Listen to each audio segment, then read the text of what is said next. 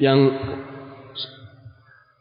sesi kedua, ya, kita akan membahas atau membaca satu kitab yang mulia, satu kitab yang sangat berharga, ya. Kitab yang masya Allah, ya. Anda sendiri dengan di Sukabumi baca ini dengan para santri, ada pelajaran tafsir. Ketika kita belajar ini, membaca ini, masya Allah, banyak sekali faedah yang kita bisa dapatkan dari surat-surat yang kita baca. Kalau seseorang benar-benar mendalaminya, subhanallah, indah sekali. Ya, inilah taman-taman surga. Inilah taman-taman yang diinginkan oleh para ulama. Taib. Sebelum kita masuk ke juz amma, maka kurang afdal kalau kita tidak membaca Al-Fatihah. Kalau kita tidak membaca Al-Fatihah terlebih dahulu. Oleh karenanya, pada malam hari ini, insyaallah kita akan membaca terlebih dahulu tentang tafsir suratul Al-Fatihah. Sedikit ya tentang Al-Fatihah dalam cara membacanya. Yang kebanyakan orang kadang salah. Ya. Contoh misalkan ketika membaca Ar-Rahmanir-Rahim. Ar-Rahmanir-Rahim. Di sini pakai apa? Pakai huruf H. Jangan seseorang membaca pakai huruf Kha. Ar-Rahmanir-Rahim. Ini sudah salah arti. Ya, apa artinya? Kalau Ar-Rahmanir-Rahim, Ar-Rahmanir-Rahim yang maha memiliki kasih sayang, yang memiliki rahmat yang sangat luas. Rahima itu artinya menyayangi. Kalau Rahima, apa artinya Rahima? Mengerami. Apa? Mengerami. Ya, mengerami. Baik. Nah, karenanya kepada seluruh ya ikhwah, kepada setiap kaum muslimin agar benar-benar bisa memperhatikan bagaimana cara membaca Al-Fatihah yang baik dan benar. Ya, jangan sampai huruf-hurufnya ini ada yang salah atau yang terlewatkan atau yang gugur satu hurufnya. Karena akan mengubah arti. Sedangkan Al-Fatihah ini adalah salah satu rukun dalam salat. Ya, salah satu rukun dalam salat. Oleh karenanya, apalagi antum yang sudah terbiasa dengan jubah berjenggot, ya, kadang ketika imam masjid tidak ada, orang-orang pasti akan melihat antum. Ya, wah siapa nih? Oh, yang pakai jubah, yang pakai jenggot, silakan jadi imam. Ya, ketika antum jadi imam, kemudian ternyata Al-Fatihahnya jelek, waduh, ya akan berdampak. Ya, akan berdampak pada diri antum sendiri, dan juga terutama kalau ternyata ini dari Mahat ini misalkan, dari Nur Sunnah nih, ikhwani dari Nur Sunnah, tapi kok baca Al-Fatihahnya seperti ini, waduh, akhirnya mencoreng. Ya, minimal Al-Fatihah, minimalnya perbaiki Al-Fatihah kita. Dan kalau misalkan antum jadi imam, kemudian Al-Fatihah antum baik, bacaan antum baik, itu akan jadi peluang dakwah. Oh, ternyata masya Allah, ya, yang ngaji di Nur Sunnah itu bacanya indah-indah.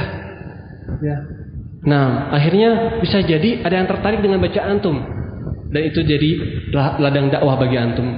Jadi ladang dakwah, biji pembuka dakwah bagi antum karena bacaan Al-Fatihah. Taib. Al-Fatihah sendiri ya adalah pembuka dari Al-Quran, dan Al-Fatihah memiliki banyak keutamaan. Di antara keutamaan Al-Fatihah sebelumnya, ini yang kita baca, yang akan kita pelajari adalah tafsir dari Syekh Al-Utsaimin rahimahullah ta'ala. Ya, seorang syekh yang ma'ruf di kalangan kita. Beliau ada murid dari Syekh Abdurrahman As-Sa'di, ya, yang memiliki tafsir As-Sa'di. Syekh Utsaimin adalah murid yang paling mungkin paling menonjol di antara yang lainnya, di antara murid Syekh Abdurrahman As-Sa'di rahimahullah ta'ala. Taib. Al-Fatihah adalah tadi surat yang memiliki banyak keutamaan. Di antara keutamaan Al-Fatihah adalah Ummul Kitab. Al-Fatihah memiliki julukan dengan Ummul Kitab. Ya. Kenapa dijuluki dengan Ummul Kitab? Dikarenakan seluruh makna-makna yang ada dalam Al-Quran semuanya terporos akan kembali pada Al-Fatihah. Akan kembali pada Al-Fatihah. Taib. Contoh, misalkan tentang sifat-sifat Allah Subhanahu wa taala atau tentang tauhid Allah Subhanahu wa taala, bahwasanya kita harus mengesahkan Allah Subhanahu wa taala. Itu sudah disebutkan dalam apa? Dalam Al-Fatihah. Dalam apa? Iyyaka na'budu wa iyyaka nasta'in. Yang kepada mula kami beribadah dan hanya kepada Engkaulah kami mohon pertolongan. Dan ini dibahas lagi, dijelaskan, dijabarkan dalam surat-surat yang lain. Rububiyah Allah Subhanahu wa taala, bahwasanya Allah Subhanahu wa taala mencipta, kemudian dan sebagainya. Kemudian ditunjukkan ayat-ayat yang banyak dalam surat-surat yang lain. Itu sudah disebutkan dalam Al-Fatihah. Dalam apa? Alhamdulillahi Rabbil Alamin. Alhamdulillahi Rabbil Alamin. Rabbul Alamin, Rabb semesta alam. Dijabarkan bagaimana Allah itu menciptakan makhluk-makhluk yang ada di muka bumi ini, yang ada di alam semesta. Sifat-sifat Allah Subhanahu wa taala disebutkan Ar-Rahmanir Rahim, dijabarkan dalam surat-surat yang lainnya. Kemudian dalam surat dan juz amma disebutkan tentang hari kiamat, ya kan banyak. Ya, tentang hari kiamat, Al-Qari'ah, Zalzalah, disebutkan dalam surah Al-Fatihah dalam ayat Maliki Yaumiddin. Maliki Yaumiddin. Kemudian dalam Al-Quran itu disebutkan tentang para kisah-kisah Nabi Musa, Nabi Isa, Nabi Yusuf, Nabi Ibrahim, dan juga orang-orang yang menentang dan mengikuti mereka. Taib. Nah, itu sudah terangkum dalam ayat Siratal ladzina an'amta 'alaihim ghairil maghdubi 'alaihim waladdallin. Ya, inilah mengapa Al-Fatihah disebut dengan Ummul Kitab. Dikarenakan seluruh ma'ani, seluruh makna-makna yang terkandung dalam Al-Quran seluruhnya itu berporos pada Al-Fatihah. Ya, pada Al-Fatihah. Nah, oleh karenanya dalam bahasa Arab disebutkan al-marji' li syai', ya, tempat kembali segala sesuatu disebut dengan ummu, disebut dengan atau ibu. Ya, kita berasal dari ibu. Ya, kenapa ibu disebut dengan ibu? Kenapa disebut dengan Dikarenakan kita manusia itu berasal dari Ya, berasal dari Taib, berasal dari ibu. Nah, kemudian keutamaan Al-Fatihah yang lain, bahwasannya salat seseorang tidak sah, ya, apabila tidak membaca Al-Fatihah. La salata liman lam yaqra bi Fatihatil Kitab. Tidak sah, tidak ada salat bagi seseorang yang tidak membaca Al-Fatihah. Dan banyak keutamaan yang lainnya, ya, yang dimiliki oleh Al-Fatihah. Ya, dimiliki oleh Al-Fatihah, misalkan sebagai penyembuh atau ruqyah, ya. Nah, antum pernah dengar kisah seorang pemimpin qabilah yang diruqyah oleh seorang sahabat kemudian sembuh? Ya, itu ketika sahabat membaca Al-Fatihah 7 kali. Ya, Ibnu Qayyim pun rahimahullah taala pernah mengamalkan, ya, hal ini. Pernah beliau di Masjidil Haram sedang sakit, kemudian beliau meruqyah diri sendiri dengan membaca Al-Fatihah 7 kali dan sembuh. Nah, itu yang namanya Al-Fatihah. Taib. Al-Fatihah sendiri, ya, itu diturunkan atau surat Madaniyah, ya, surat Madaniyah, yaitu yang turun setelah hijrahnya Nabi Muhammad SAW. Kemudian Al-Fatihah ini dimulai dengan ayat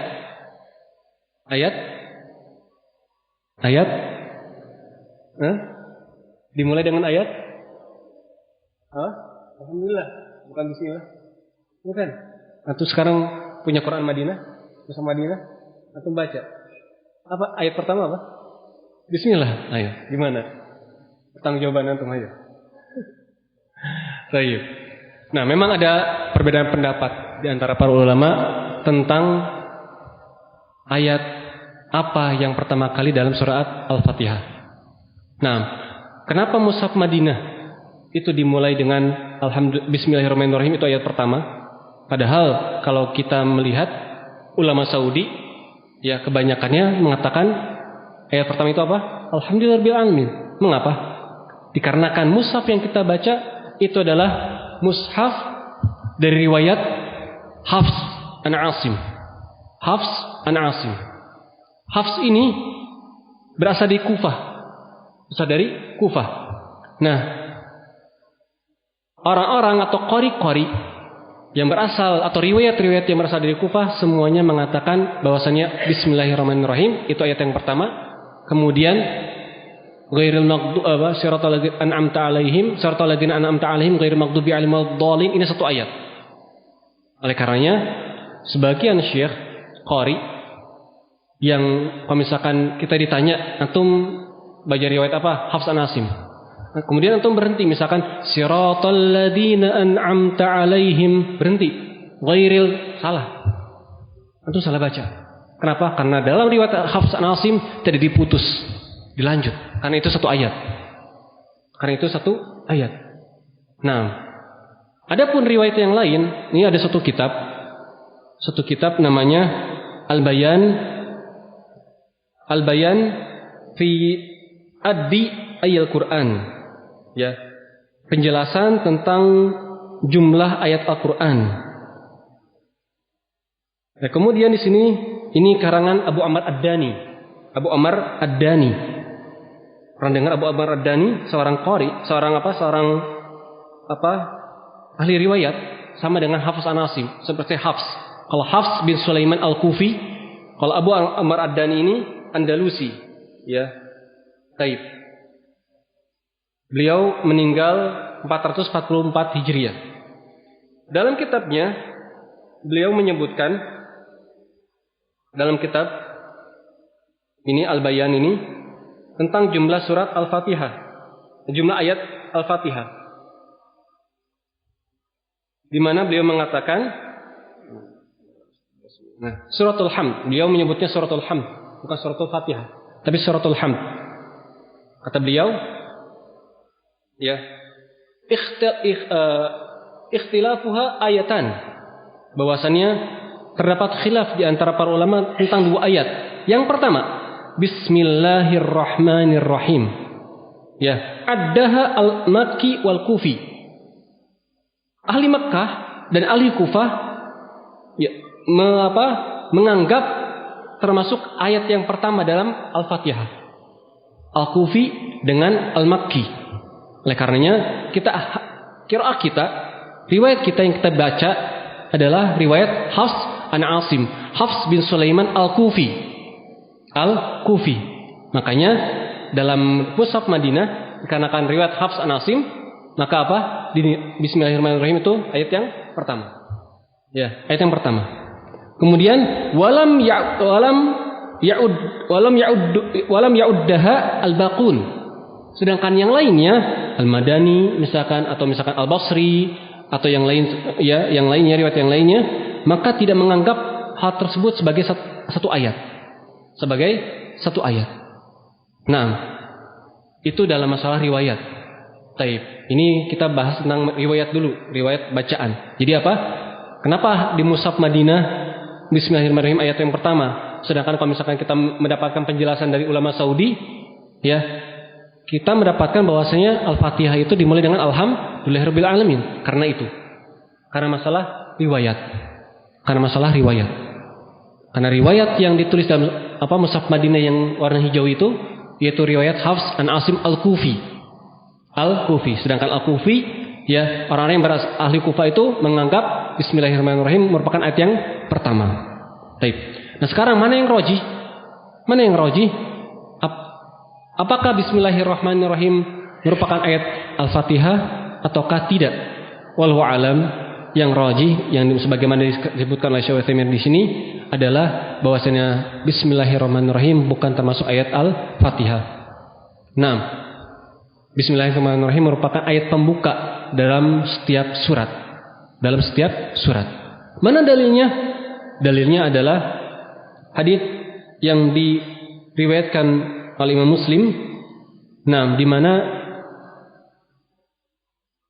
Rasulullah SAW bersabda, Qala Allah Ta'ala, Allah Subhanahu wa taala berfirman. Berarti ini hadis qudsi. Taib. Apa bedanya hadis qudsi dengan hadis biasa? Pertama. Ayo. Apa bedanya hadis qudsi dengan hadis biasa? Ayo. Santri harus bertanya terus. Ya, saat ya. Harus banyak ditanya santri ya. Ayo. Apa bedanya hadis qudsi dengan hadis biasa? Kenapa? Semua dari Allah langsung. Hadis qudsi. Afan. Ana salah pertanyaan. Apa bedanya Al-Quran dengan hadis qudsi? Afan, ana salah pertanyaan. Apa bedanya hadis qudsi dengan Al-Quran? Itu pertanyaan yang ana maksud. Itu bisa jawab. Kesempatan kedua. Apa bedanya Al-Quran dengan hadis qudsi? Baik, lanjutkan. Apa bedanya? Ya memang oleh karena itu terbedakan. Ya kan, tidak tercantum Al-Quran oleh karena terbedakan. Nah, apa beda selain itu? Apa bedanya? Dianggap ibadah. Tidak dianggap ibadah. Taib. Orang yang membaca Al-Quran setiap hurufnya, mungkin lebih tepatnya, orang yang membaca Al-Quran setiap hurufnya itu mendapatkan pahala 10 kali 10 kebaikan. Sedangkan orang yang membaca hadis qudsi itu tidak mendapatkan pahala ketika membaca satu per hurufnya. Taib. Apalagi hadis Al-Quran itu dibaca dalam salat. Hadis qudsi tidak bisa dibaca dalam salat. Antum baca hadis qudsi dalam salat batal salat antum. Ya. Taib. Apalagi hadis Al-Quran itu semuanya mutawatir. Semuanya mutawatir. Diriwayatkan secara mutawatir artinya apa? Kalau ada yang menolak satu huruf saja atau satu kata saja dari Al-Quran, kafir. Ya. Nah, dikarenakan sudah diriwayatkan secara mutawatir. Taib. Atau semuanya sahih. Dalam kata lain, dalam makna lain, Al-Quran itu semuanya sahih, tidak ada yang palsu, tidak ada yang lemah. Sedangkan hadis qudsi ada yang lemah. Ada yang lemah.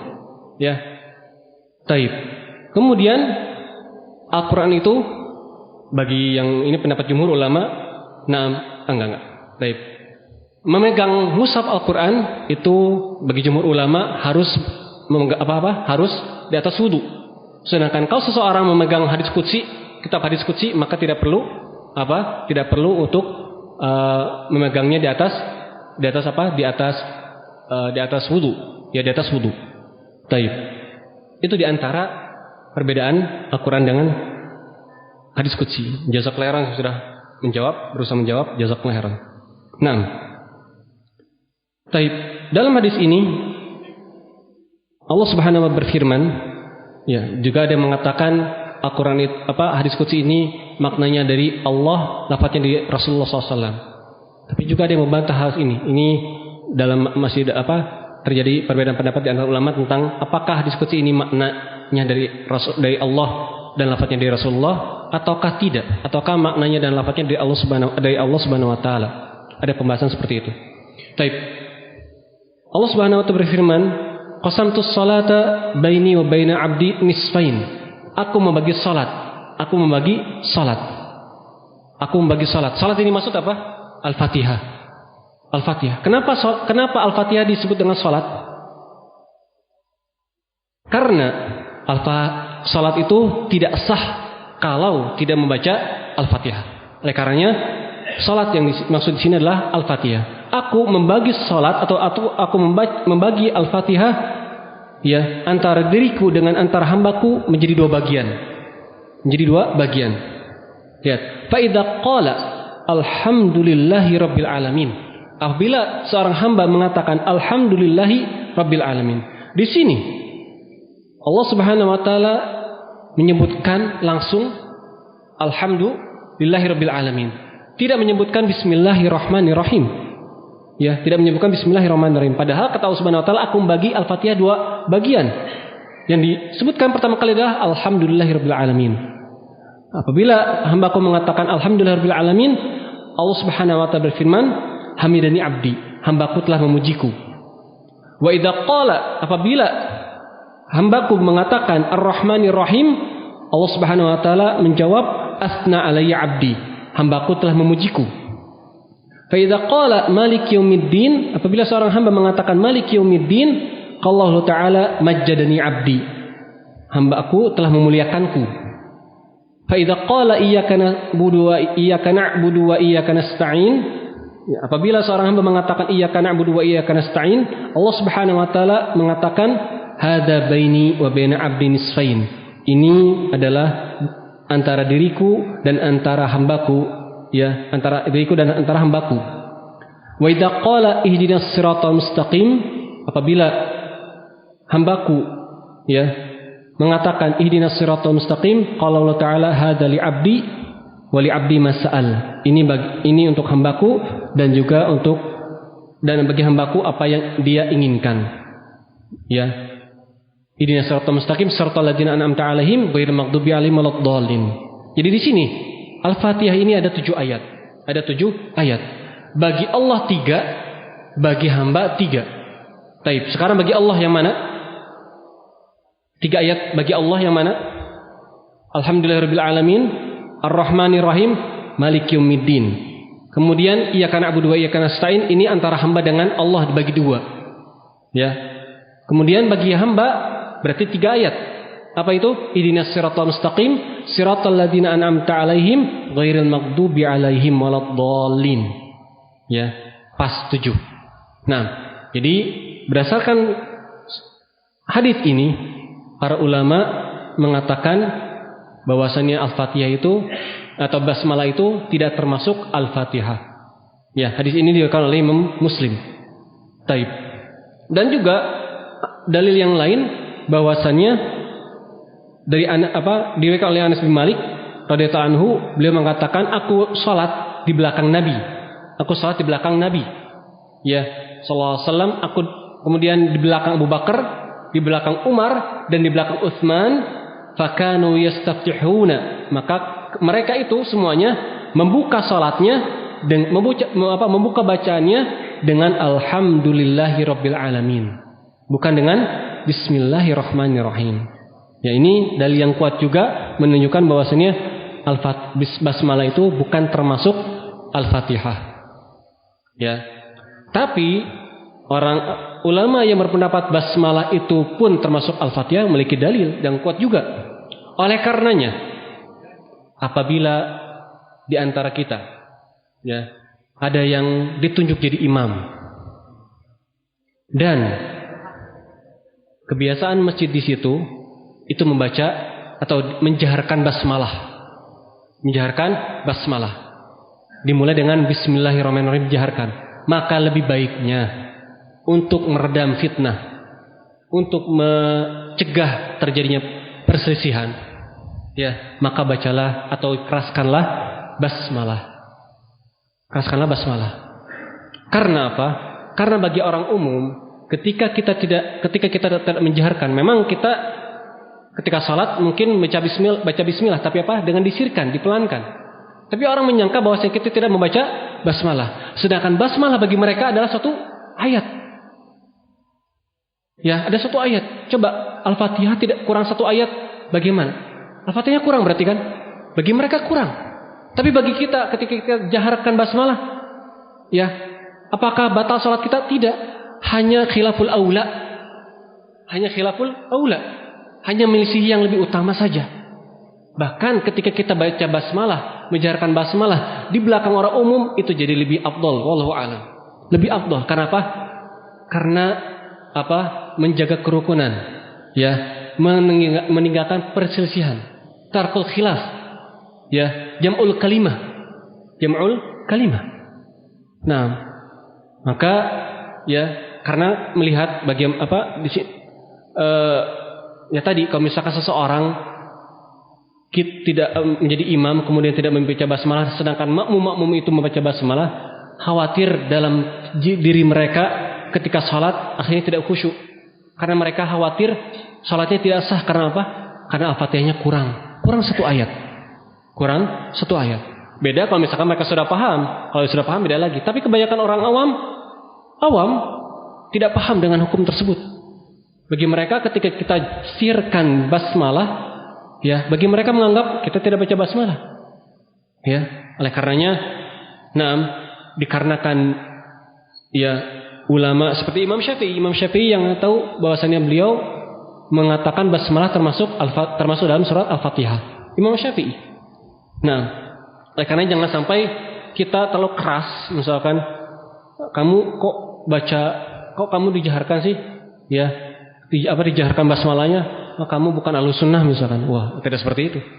Ya, nah, tidak bermudah-mudahan. Ya, bukan berarti ketika menjaharkan basmalah itu tidak sesuai dengan sunnah, bukan berarti demikian juga.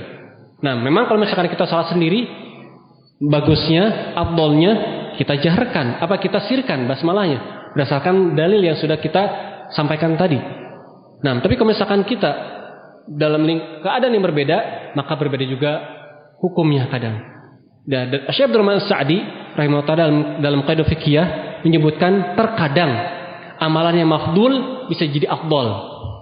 Terkadang amalan yang mafdul bisa jadi afdol dalam keadaan tertentu.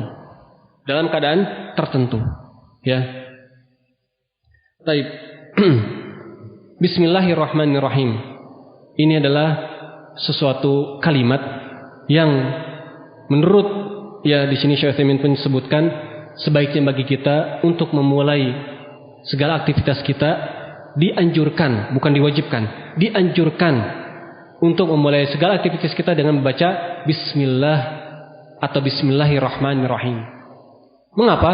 Tabarrukan bismillah ta'ala, isti'anah bismillah ta'ala, agar kita meminta keberkahan dalam setiap aktivitas kita dengan menyebut nama Allah Subhanahu wa taala. Dengan apa? Dengan meminta pertolongan kepada Allah Subhanahu wa taala. Karena kalau misalkan kita bedah bagaimana makna dari ba di sini huruf ba listi'anah, kata para ulama, artinya kita memohon pertolongan ketika kita membaca bismillahirrahmanirrahim. Kita adalah makhluk yang lemah. Kita adalah makhluk yang lemah, yang tidak memiliki daya dan upaya, tidak memiliki kekuatan kalau bukan pertolongan Allah Subhanahu wa taala. Oleh karenanya ketika kita memulai segala aktivitas, maka dianjurkan untuk membaca bismillahirrahmanirrahim. Agar apa? Tadi minta keberkahan dari Allah Subhanahu wa taala dan minta pertolongan kepada Allah Subhanahu wa taala. Baik. Bismillahirrahmanirrahim. Nah, mungkin kita pindah dulu ke ayat berikutnya agar insyaallah nanti dibahas lagi dalam ayat berikutnya. Tentang Ar-Rahmanir Rahim, kemudian juga tentang lafzul Allah Subhanahu wa taala, lafzul jalalah. Kita pindah dulu kepada alhamdulillahirabbil alamin. Alhamdu, apa artinya alhamdu? Segala puji bagi Allah Subhanahu wa taala. Segala puji, alhamdu artinya segala pujian. Segala hal-hal yang baik, segala pujian-pujian yang ada di dunia ini, Allah lebih berhak untuk dipuji dengannya. Allah lebih berhak untuk dipuji dengannya. Kenapa Allah itu berhak dipuji? Kenapa Allah segala pujian itu hanya untuk Allah Subhanahu wa taala? Dikarenakan Allah lah yang maha sempurna. Allah lah yang memiliki segalanya. Dikarenakan Allah itu Rabbul Alamin. Dikarenakan Allah itu Rabbul Alamin. Kenapa segala pujian bagi Allah Subhanahu wa taala? Dikarenakan Allah Rabbul Alamin. Apa artinya Rabb? Apa artinya Rabb? Apa makna Rabb? Makna Rabb itu artinya di antara makna Rabb adalah Al-Khaliq, sang pencipta, Al-Malik, sang penguasa, sang pemilik, Al-Mudabbir atau Al-Musarrif, Al-Mudabbir yang mengatur, yang mengatur. Artinya Rabbul Alamin artinya yang menciptakan alam, yang mengatur alam, yang menguasai alam, yang menguasai alam semesta. Inilah makna Rabb. Taib. Sekarang alam. Alamin, apa artinya alamin? Alam semesta. Kenapa alam semesta disebut dengan alam? Kenapa semesta ini, kenapa makhluk ini disebut dengan alam? Dikarenakan alam ini adalah tanda adanya Allah. Tanda adanya Allah. Ya. Alam semesta, makhluk ini kenapa disebut dengan alam? Dikarenakan tanda adanya Allah Subhanahu wa taala. Dikarenakan tidak mungkin matahari, bulan, kita sebagai makhluk, sebagai manusia tidak mungkin tiba-tiba muncul tanpa adanya pencipta. Oleh karenanya makhluk dinamakan dengan alamin dikarenakan alamun ala khaliqihi. Alamun ala khaliqihi, tanda bagi sang pencipta. Tanda bahwasan di sana ada sang pencipta. Taib. Sekarang alam semesta. Coba sebutkan alam semesta itu apa saja? Apa saja alam semesta itu? Apa? Belum masih Allah. Coba apa setiap yang selain Allah Subhanahu wa taala. Contohnya. Kenapa sebutkan aja? Bumi, apa lagi? Bulan, apa lagi? Matahari, apa lagi? Arsy, apa lagi? Taib. Kita mungkin kalau misalkan berpikir alam semesta, pasti terpikirnya pada itu saja. Bumi, langit, matahari, bulan, bintang, gunung, arsy, taib. Tapi apakah kita pernah nggak terpikir yang termasuk alam semesta itu adalah kebahagiaan kita, masalah kita, ya, ketenangan hidup. Taib. Pernah nggak berpikir seperti itu? Jarang. Kita hanya melihat yang besar-besar, tapi kita jarang melihat apa yang ada dalam diri kita. Taib. Musibah, makhluk atau bukan? Alam semesta atau bukan? Alam atau bukan? Iya, iyalah musibah. Ya kan? Musibah. Karena selain Allah Subhanahu wa taala. Kebahagiaan dalam jiwa kita. Makhluk atau bukan? Alam semesta atau bukan? Alam semesta. Taib. Penderitaan, kesedihan, kegalauan, kesenangan, itu semua alam semesta. Taib. Apabila kita kembali kepada Rabbul Alamin, berarti Allah itu adalah yang menciptakan kegalauan, yang menciptakan kebahagiaan, yang menciptakan ketenangan. Allah pun yang mengatur ketenangan dalam diri kita, yang mengatur kebahagiaan dalam diri kita. Kalau kita paham tentang makna Rabbul Alamin, maka kita tidak butuh pada psikiater, tidak butuh pada psikiater, tidak butuh pada yang namanya selain Allah Subhanahu wa taala. Ketika kita sedang sedih, ketika kita sedang banyak masalah, minta pada seseorang, minta pada zat yang menciptakan kebahagiaan, minta pada zat yang mengatur kebahagiaan. Itu siapa? Allah Subhanahu wa taala. Allah Subhanahu wa taala. Nah, kalau kita paham tentang Rabbul Alamin, ingat Allah adalah Rabbul Alamin yang mengatur segala macam kebahagiaan, kesedihan dan lain sebagainya yang ada dalam hati kita. Ketika hati kita sedang sedih, minta pada Allah Subhanahu wa taala untuk merubah kesedihan ini. Minta kebahagiaan pada Allah Subhanahu wa taala. Nah, dikarenakan apa? Rabbul Alamin. Allah itu Rabbul Alamin. Rabb semesta alam. Tadi kan alam adalah kullu masih Allah. Ya, segala sesuatu selain Allah Subhanahu wa taala. Kesedihan kita apakah itu Allah? Bukan. Selain Allah Subhanahu wa taala. Taib. Jadi ketika kita tahu makna Rabbul Alamin, ya, jadi ketika kita sedang sedih, mintalah pada Allah Subhanahu wa taala. Ketika sedang dirundung masalah, minta pada Allah Subhanahu wa taala, karena Allah Rabbul Alamin yang bisa mengubah ini. Ya. Terkadang kebanyakan dari kita ketika ada masalah selalu berpikir pada sebab real, sebab yang nyata. Sebab yang nyata. Antum sedang dilanda misalkan kerugian. Ya, antum sedang punya banyak misalkan hutang. Terkadang seseorang langsung terpikir bagaimana caranya agar hutang ini selesai. Ya, pertama dengan meminjam, dua kerjanya lebih giat lagi. Ya, pertama kerjanya harus lebih giat lagi, kedua cari usaha sampingan, tiga apa? Minta pinjaman dan lain sebagainya. Ke situ terus, terfokus pada sebab, tidak terfokus pada musabbib, tidak terfokus pada yang menghilangkan masalah kita. Siapa itu? Allah Subhanahu wa taala. Itu kenapa? Karena hati kita sudah jauh dari Allah Subhanahu wa taala. Hati kita jarang berkomunikasi dengan Allah Subhanahu wa taala. Hati kita jarang terikat dengan Allah Subhanahu wa taala. Makanya sedikit-sedikit kita langsung ke sana. Ya, ketika kita sakit, yang kita pikirkan adalah bagaimana langsung sebabnya, yaitu dokter atau obat-obatan. Tapi jarang dari kita untuk meminta kepada Allah Subhanahu wa taala kesembuhan. Jarang dari kita yang minta kepada yang syafi, kepada yang sang penyembuh, yaitu Allah Subhanahu wa taala. Padahal obat hanyalah sebab. Ya, hanya sebab. Tapi yang memberikan kesembuhan adalah Allah Subhanahu wa taala. Adalah Allah Subhanahu wa taala. Ya, oleh karenanya, ya, Rabbul Alamin itu bukan hanya yang besar-besarnya saja, tapi yang kadang terluputkan dari kita, ya, sekarang kita ingat-ingat lagi. Ya, kita ingat lagi bahwasanya alam semesta itu bukan hanya ya matahari, bulan, bintang dan sebagainya, bukan hanya itu.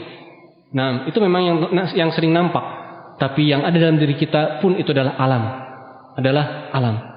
Ya. Taib. Alhamdulillahirabbil alamin. Ar-Rahman Ar-Rahim. Apa artinya Ar-Rahman? Dzurrahmatin wasi'ah. Dzurrahmatin wasi'ah. Zat yang memiliki rahmat yang sangat luas. Rahmat yang sangat luas. Rahmat Allah itu tidak terbatas. Rahmat Allah itu sangatlah luas. Oleh karenanya saking luasnya orang kafir pun diberikan rahmat oleh Allah Subhanahu wa taala dengan adanya Rahman. Ya. Dengan ketika Allah Subhanahu wa taala memiliki sifat Ar-Rahman atau nama Ar-Rahman, orang kafir pun mendapatkan rahmat dari Allah Subhanahu wa taala. Masa orang kafir mendapatkan rahmat? Iya. Kita lihat sekarang. Mereka di dunia, orang kafir kebanyakan sukses. Ya. Orang terkaya di dunia sekarang muslim atau kafir? Kafir. Ya, ketika dia bisa merasakan kenikmatan dunia, apakah itu bukan bentuk rahmat Allah Subhanahu wa taala? Rahmat Allah Subhanahu wa taala. Karena Allah itu meskipun Allah sudah dihianati, meskipun Allah sudah dikufuri oleh mereka, orang-orang kafir ini, Allah tetap sayang atau Allah tetap memberikan rahmat kepada mereka dengan membiarkan mereka mendapatkan kenikmatan yang sedikit dari dunia ini. Taib. Sedangkan Ar-Rahim, apa artinya Ar-Rahim? Dzurrahmatin wasilah.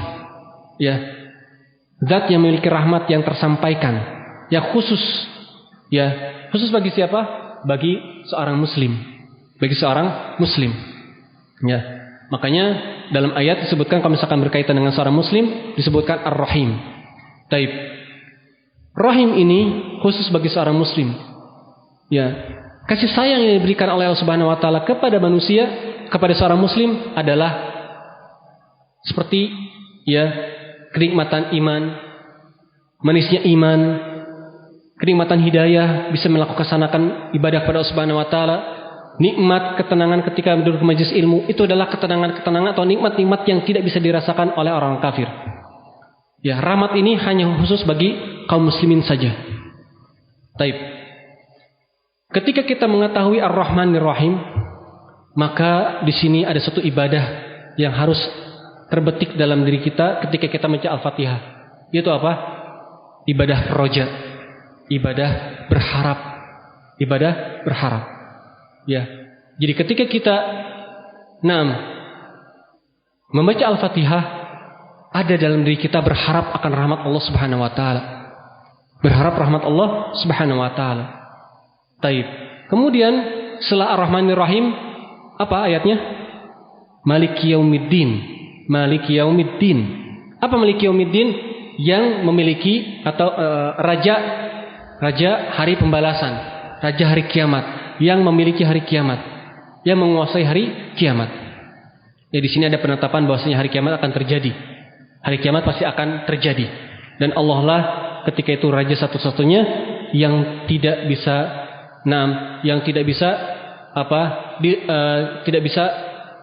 yang akan menghukumi manusia, yang akan menghukumi makhluk dengan seadil-adilnya. Dengan adanya Malik Yaumiddin ini, ayat Malik Yaumiddin ini, maka di sana ada ibadah yang harus kita lakukan juga, yang harus terbetik dalam hati kita ketika kita membaca Al-Fatihah. Apa itu? Al-Khauf. Rasa takut kepada Allah Subhanahu wa taala. Jadi ketika kita tahu Allah itu Rabbul Alamin, Allah itu sang pemberi kebahagiaan, Allah itu sang penghilang masalah, maka kita harus berharap bahwa Allah akan memberikan kebahagiaan tersebut, bahwasanya Allah Subhanahu wa taala akan memberikan rahmat tersebut, dikarenakan Ar-Rahmanir Rahim. Dikarenakan Allah itu Maha Pemurah lagi Maha Penyayang, Maha Pemberikan kasih sayang, Maha Pemberi rahmat. Tapi kita pun jangan sampai terlena bahwasanya Allah ketika Allah Subhanahu wa taala sang pemilik rahmat yang sangat luas, jangan kita terlena. Dikarenakan apa? Dikarenakan Allah pun Malik Yaumiddin, sang penguasa hari kiamat. Artinya apa? Kita pun harus takut. Jangan kebablasan. Jangan sampai kita terlena Allah itu Maha Pemurah. Akhirnya dia berlaku seenaknya sehingga dia mengatakan rahmat Allah itu luas. Ya, nggak apa-apa kita misalkan berdoa, nggak apa-apa kita melakukan maksiat sedikit-sedikit. Yang penting Allah itu kan akan mengampuni kita. Dikarenakan rahmat Allah itu sangat luas. Maka tidak apa-apalah kita sedikit bermaksiat. Billah. Ya. Nah, tidak juga seperti itu. Dikarenakan Allah Subhanahu wa taala Malik Yaumiddin. Ingat Allah pun Malik Yaumiddin. Ya. Raja hari akhir. Yang mana ketika hari akhir itu akan dipertanggungjawabkan segala macam apa yang kita lakukan. Taib. Hari kiamat. Taib. Sedikit. Hari kiamat itu adalah suatu bukti bahwasannya Allah itu ada. Ya, hari kiamat ya menunjukkan bukti bahwasannya Allah itu ada. Mengapa? Karena kalau tidak ada hari kiamat, maka orang-orang kufar yang berbuat zalim di dunia sangat enak dong. Ya, dia udah jadi raja, orang kaya, Fir'aun misalkan nih, dia udah jadi raja. Apa yang dia inginkan bisa didapatkan. Tapi dia pun menindas umat, menindas Bani Israel. Kalau tidak ada hari pembalasan, kalau tidak ada hari kiamat, maka apa? Firaun enak dong. Ya. Firaun enak. Nah, maka ketika di sana kita meyakini hari pembalasan, berarti di sana akan ada hakim yang akan mengadili ya Firaun, yang akan mengadili manusia yang zalim ini dengan seadil-adilnya. Karena tidak mungkin di sana ada kiamat tapi tidak ada yang mengadili, nggak mungkin. Itu apa dari kiamat tapi kalau misalkan tidak ada pengadilan di sana, kalau tidak ada yang mengadili, ya percuma saja. Kalau misalkan tidak ada pengadilan di sana, jadinya ketika di sana kita meyakini hari kiamat berarti menunjukkan bahwasan di sana ada Allah Subhanahu Wa Taala yang akan mengadili orang-orang yang zalim tadi. Taib. Dan juga secara logika juga, secara akal, kiamat itu pasti akan terjadi. Karena kan tadi dikarenakan tidak mungkin Fir'aun yang berbuat zalim di dunia ini dia akan tidak akan ada yang mengadilinya. Ya.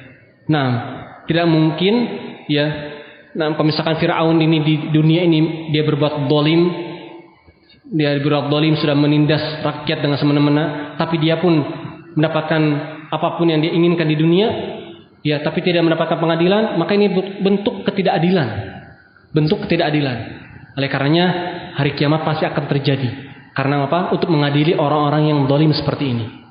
Ya, agar orang-orang yang tadi jadi tindas mendapatkan balasan untuk mengadili orang-orang yang menindasnya di dunia.